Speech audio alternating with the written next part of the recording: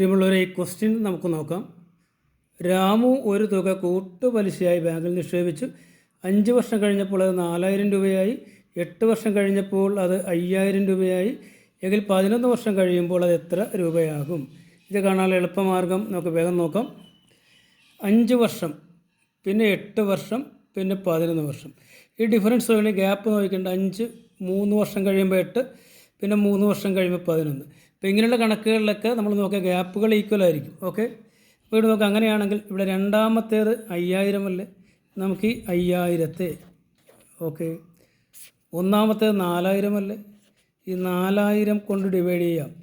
ഈ 3 പൂജ്യവും ഈ 3 പൂജ്യവും വെട്ടിപ്പോകും. നമുക്ക് കിട്ടുന്ന ആൻസർ എന്ന് പറയുന്നത് 5/4 അല്ലേ. ഈ ആൻസർ കിട്ടാനായിട്ട് 11 വർഷം കഴിയുമ്പോൾ ആൻസർ കിട്ടുവാനായിട്ട് ഈ 5/4-നെ